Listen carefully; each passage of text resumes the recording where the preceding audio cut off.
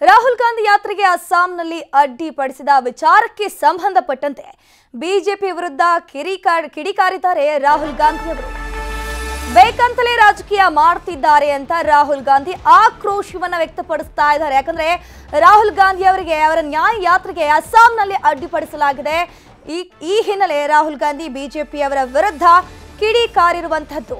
Assam CM ಕೇಂದ್ರದ ವಿರುದ್ಧ ರಾಹುಲ್ ಗಾಂಧಿ ಅವರು ಕಿಡಿಕಾರಿದ್ದಾರೆ. ಯಾತ್ರೆಗೆ ಅಡ್ಡಿ ಮಾಡೋದು ಬಿಜೆಪಿಯ ಸ್ಟೈಲ್, ಯಾರೇ ತಡೆಯಲಿ ನಾವು ಹೆದರೋದಿಲ್ಲ ಅಂತ ಆವಾಜ ಹಾಕಿರುವಂತದ್ದು. ಅಂದ್ರೆ ಒಂದು ರೀತಿಯ ಸವಾಲ್, ನೀವು ಎಷ್ಟೇ ಹೆದರಿಸಿ ಎಷ್ಟೇ ಬೆದರಿಸಿ ನಾವು ಮಾತ್ರ ಜಗ್ಗೋದಿಲ್ಲ ಬಗ್ಗೋದಿಲ್ಲ, ಯಾರು ಬೇಕಾದ್ರೂ ತಡೆಯಲಿ ನಾವು ಹೆದರೋದಿಲ್ಲ ಅಂತ ರಾಹುಲ್ ಗಾಂಧಿ ಅವರು ಹೇಳಿಕೆಯನ್ನ ಕೊಟ್ಟಿರುವಂತದ್ದು. सबसे पहले इससे यात्रा का फायदा हो रहा है. जो पब्लिसिटी हमें शायद नहीं मिलती वो असम के चीफ मिनिस्टर और शायद उनके पीछे अमित शाह हमारी मदद कर रहे हैं, तो उससे तो हमारा फायदा ही फायदा है. और मेन इशू आज असम में यात्रा बन गया है. ठीक है, अब जहां तक मंदिर में जाने का रोकना, कॉलेज में जाने से रोकना, अब यहाँ पे पदयात्रा रुकवानी, ये तो इनकी स्टाइल है.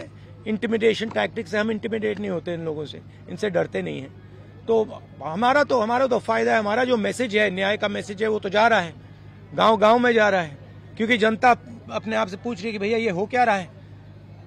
राहुल जी मंदिर जाना चाहते हैं, उनको क्यों रोक रहे हैं. राहुल जी स्टूडेंट से बात करना चाहते हैं, उनको क्यों रोक रहे हैं. पद यात्रा नड्डा जी की चली जाती है, बजरंग दल की चली जाती है, मगर कांग्रेस पार्टी की नहीं जा सकती. वो ट्रैफिक नहीं रोकते हैं, उनकी पदयात्रा ट्रैफिक नहीं रोकती है, हमारी पदयात्रा ट्रैफिक रोकती है.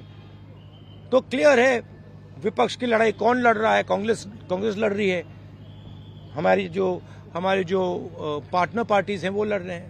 तो क्लैरिटी तो बहुत मतलब सब लोगों के सामने आ रही है. ಶ್ರೀರಾಮ ಅವರಪ್ಪನ ಮನೆ ಆಸ್ತಿನ, ಅವರಪ್ಪನ ಮನೆ ಆಸ್ತಿನ ಅಂತ ಡಿಸಿಎಂ ಡಿಕೆ ಶಿವಕುಮಾರ್ ಫುಲ್ ಗರಂ ಆಗಿರುವಂತದ್ದು.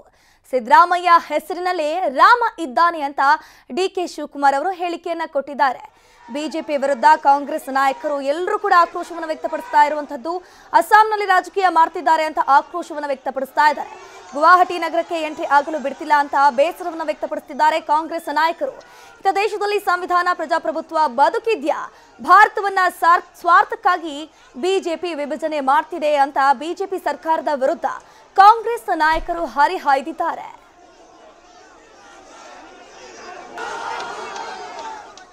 ನಮ್ಮನ್ನೆಲ್ಲ ಏನು ಅವ್ರ ಮನೆ ಆಸ್ತಿನ, ಶ್ರೀರಾಮ ಯಾರ ಮನೆ ಆಸ್ತಿ ಅಲ್ಲ ರೀ.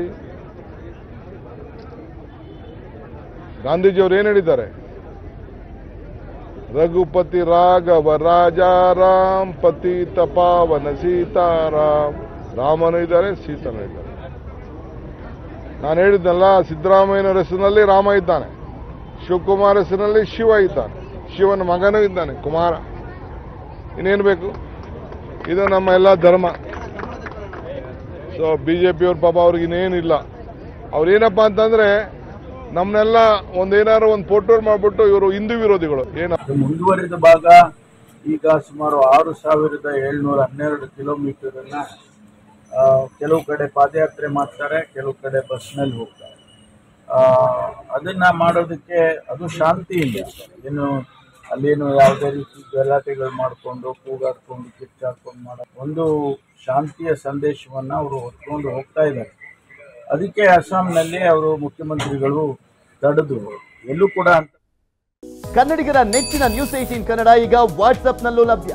ಕರ್ನಾಟಕ, ದೇಶ ವಿದೇಶಗಳ 360 ಡಿಗ್ರಿ ಸುದ್ದಿಯ ವಿವರಗಳನ್ನ ನಿಮ್ಮ ಕೈ ಬೆರಳುಗಳಲ್ಲೇ ಪಡಿಲಿಕ್ಕೆ ಈ QR ಕೋಡ್ ಅನ್ನ ಸ್ಕ್ಯಾನ್ ಮಾಡಿ, ನಮ್ಮ ಚಾನಲ್ ಫಾಲೋ ಮಾಡಿ, ನೋಟಿಫಿಕೇಶನ್ ಆನ್ ಮಾಡಿ.